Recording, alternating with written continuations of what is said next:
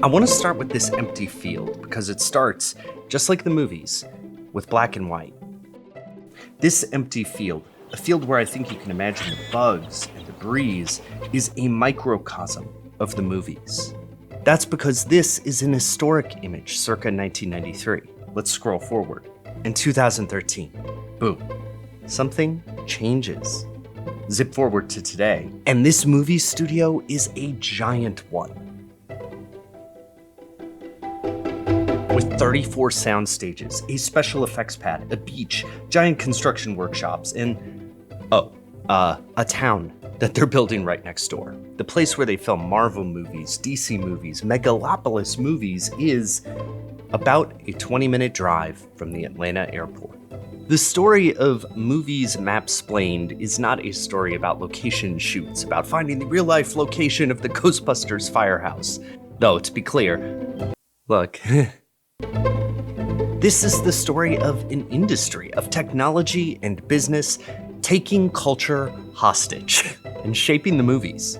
Using maps, we will learn why the movie industry really started on the cliffs of New Jersey, the reason it moved to an underdeveloped West Coast city, and the truth about why it's building faster and faster almost everywhere else. There was an almost 20-year period in which the movies weren't really in Hollywood, and it teaches you a lot about the movie industry.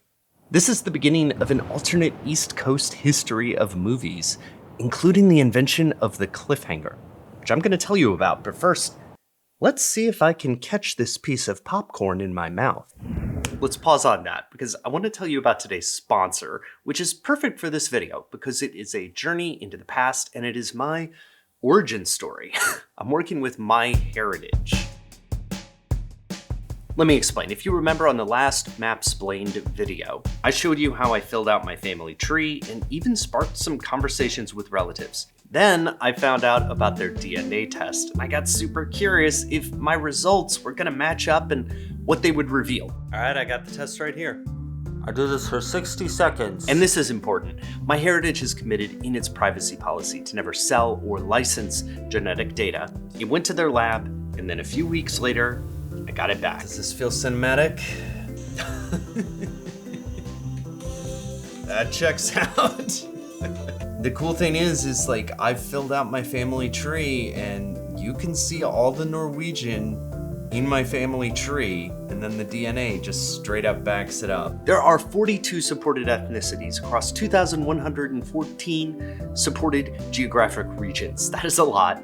And there are also DNA matches. Wow, crazy. I'm probably gonna censor these in the video for their privacy, but it's really interesting. I think you'll get a kick out of this and maybe find something richer too.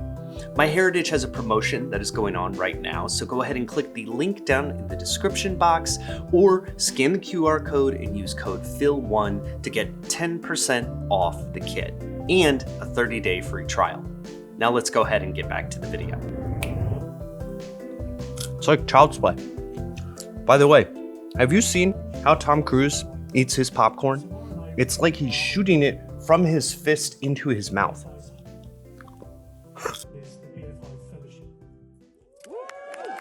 When Thomas Edison built the first movie production studio in West Orange, New Jersey in 1893, he was near New York City. His early movies, yes, Boxing Cats. If they can make all those Fast and Furious movies, why do we not have a Boxing Cats sequel? That is my question. All of them were filmed in the Black Maria, a movie studio with a retractable roof that took the name because it resembled a nickname for police wagons at the time.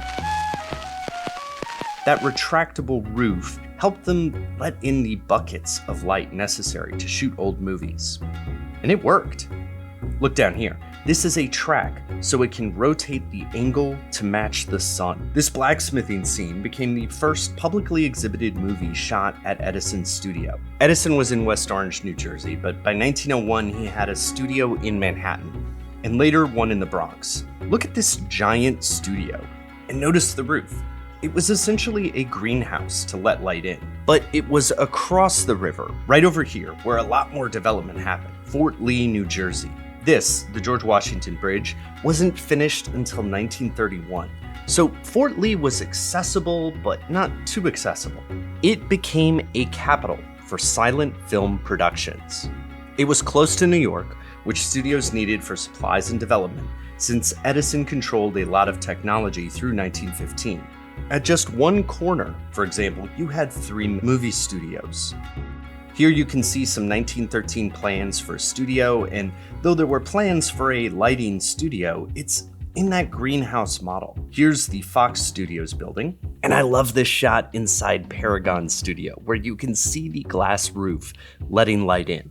I think this all matters because the content of movies is affected by the location of the industry, or at least it was. Exterior shots were common for all that light, so in addition to daylit studios, you saw a lot of Fort Lee. The Palisades cliffs along the Hudson were the most common landmark. You can see a hike here in this 1909 film, and this is the craziest thing. Now, a lot of people will tell you that serialized stories started with Charles Dickens and that the actual cliffhanger began with this book, A Pair of Blue Eyes. It was the origin of that because somebody was hanging off a cliff. But the first appearance of the word comes in the 1930s in a movie publication, Variety. At the very least, it is hugely popularized by cinema, and it is right here on these Fort Lee cliffs. They show up all the time in these old silent movies. Here they are in 1918's House of Hate, and in The Perils of Pauline. Pauline gets stranded on this cliff.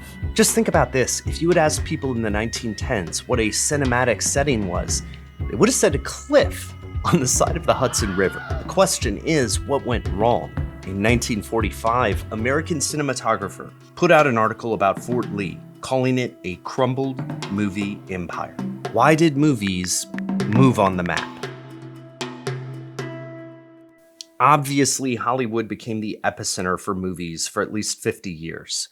But why there? Hollywood's location solved a bunch of problems with East Coast movie development. So, most simply, this chart shows sunshine hours for New York City and Los Angeles. Remember, movies were being shot in greenhouses, so natural light mattered, and so did climate. Now, some people also blame Thomas Edison's patents. They say movie makers were fleeing Edison's patent agents and detectives. There's definitely some truth to this. The book that I read for the Fort Lee section, it is very comprehensive if you want to nerd out on this stuff. It includes some amazing Buck B Detective Service reports to Thomas Edison about movie making that was happening in the area. But even members of Edison's motion picture patents company started building studios in Hollywood, and that trust was busted in 1915. I think a better clue is actually down in Jacksonville, Florida, which was another alternative movie center. I actually made a video about this 5 years ago. Hey, take a look at that palm tree right over there. I can't believe that was 5 years ago and I've only aged 20. I'm currently Amazing. In both Jacksonville and Fort Lee, local interests didn't want to be dominated by the chaos of the movie industry. Jacksonville actually voted out a movie-loving mayor, and similar things happened in Fort Lee. That was the problem that Los Angeles solved. In the early 1900s, it was still land waiting to be developed, with all the advantages of distance and climate. As this 1922 photo map shows, Los Angeles was free to be made in the image of movies. I think the development of this area, right here, really tells that story. After all, Hollywood had the Hollywoodland sign from 1923 to 1949. Hollywoodland was a specific development that shows how much this was a company town, from the homes to the roads to even the stairs. Look on the map. These stairways were built in 1923 for the development. They are a hidden testimony to just how linked Hollywood was to the period when movies took off. A buyer's market was available thanks to these developments in Hollywoodland and West Hollywood too. Below articles about the Hollywoodland sign, you will find ads for the new subdivision of Beverly Hills. I realize that real estate development is not that cinematic. Okay, I'm editing this now and maybe it actually is very cinematic. Anyway. Forget it, Jake. It's Chinatown. But it is important to explain why Hollywood is in Hollywood. These are maps of a city bending to an industry. And everything else, Hollywood and Mappy, flows from that. The studio complexes in this 1937 map, they don't exist without a lot of real estate. RKO, Columbia, Paramount, Chaplin, Fox, Warner, Universal. It just wouldn't fit at this scale in Fort Lee. Narrow in on Paramount with this east-west comparison. In Long Island, it was big. In Los Angeles, it was a compound. Check out a contemporary map, and you quickly see that this was a game of scale. I think that's how you explain this period of movies when you zoom out, a series of choices that really solidified Hollywood's grip on the industry. Sound made the tech advantage stronger in Hollywood, and expansions to Burbank kept Los Angeles's advantage. Take, for example, the TMZ. That is the surprisingly clever source of the news organization's name. This is the original map from the 1970s. TMZ stands for 30-mile zone, which built off an earlier 6-mile zone.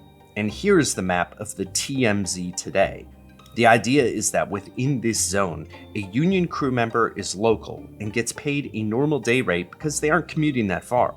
Outside of that zone, they cost more via per diem, lodging, etc. So it incentivizes production to stay in the same relatively small area. Zoom out even further and you still get the concentration of culture. There is a classic Paramount map that shows where location shoots could double for in California. Let's put it over a satellite image of the area. This is a decoder ring for 50 years of movie shoots. Obviously, there are a million examples of the ways that LA affected movies the same way that Fort Lee did. Just imagine all the different Western shooting locations that existed. But I love the example of the LA River. I mean, who would ever shoot a movie at this location if it weren't a local landmark? Yet it is so familiar to me. While notable production companies and animation studios appeared north of Los Angeles, it remained the center of gravity for the industry for a long time. De Laurentiis Entertainment Group, founded in the 1980s, was a rare non-Hollywood outpost in Wilmington, North Carolina. People have often said that this was to avoid union labor, but DEG was mostly a footnote, and the next big change came at a larger scale and for a different reason. I love the suspense scrolling forward on this. Closer, closer. All right, this is Tyler Perry's White House. Tyler Perry's famous studio runs alongside other Atlanta studios, niche movies shot in other parts of the state, and of course, Trilith Studios, which shoots outside of Atlanta. Now, when movies went from Fort Lee to Los Angeles, you had a change in the business and production. This new era is mostly a change where the movies are made, but this so-called runaway production is a big deal, and it's driven by tax incentives. This runaway production began with Canada, and particularly Vancouver. Canadian tax subsidies in the 1990s began to earn jobs from Los Angeles. But it was really in the 2000s that this trend soared. This chart is amazing. It shows the rise of motion picture incentives from different states, basically bribing Hollywood production to come to their state. Look at the jump from 2003 on. This became a viral idea. That's part of why you see Netflix establishing a big studio in Albuquerque, for example. This brochure shows how it works in Georgia, which I think has become the biggest center of gravity. I'm gonna make this actual back of envelope math, okay? Let's say you have a $100 million movie. Georgia says for any movie with an over $500,000 budget, they'll give you a 20% tax credit. And they'll give you a 10% uplift if you put in the Georgia film logo. There's a list of alternate options too. If you don't want to do the logo, you can just force your star to say why Georgia is awesome. And here's the craziest part. You can actually sell these tax credits. So let's say you'd actually only pay $3 million in taxes on your movie.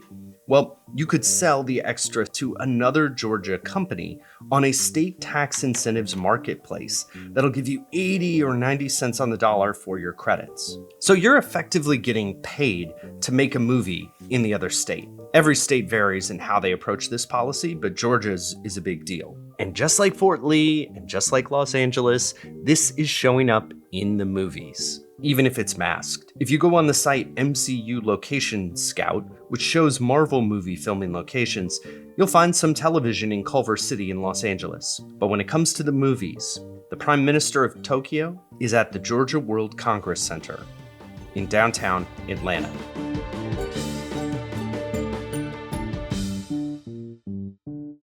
So what comes next, and why bother mapsplaining movies? After all, go to a site like moviemaps.org and you'll find a diversity of filming locations across time. Zoom in enough on Cleveland and you could be convinced that Cleveland is the new epicenter of cinema. But I do think that these meaningful centers of gravity in Fort Lee, Los Angeles, and today Georgia teach us something about the way that the industry works and how that shapes our culture.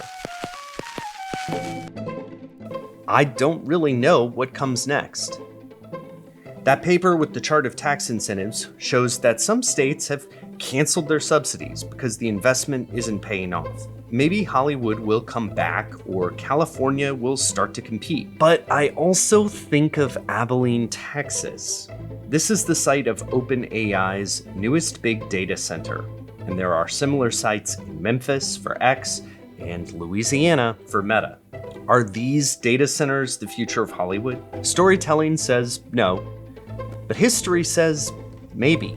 And I wonder if the cloud will be the new map for the next century's films. I hope not. I would rather have real landscapes and new cities and old firehouses that I can look at when I walk down the street. But anyone who thinks they can predict the future is lying.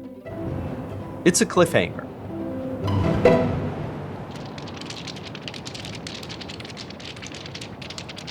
All right, thanks again to MyHeritage for sponsoring this video. They've got a promotion going on right now, so go ahead and click the link in the description or scan the QR code and use code PHIL1 to get 10% off when you're ordering the kit and a 30-day free trial. So yeah, thank you to them for sponsoring this.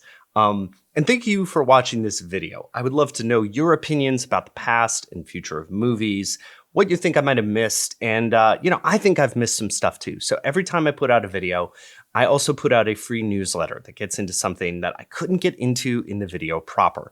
And in this one, I had to leave some stuff out that didn't fit in with the narrative. I couldn't appreciate, for example, the Victorville Film Archive, an incredible resource of cinema that has earned 5 popcorns, I believe, on award circuits. So that's amazing, but I couldn't fit it into the video.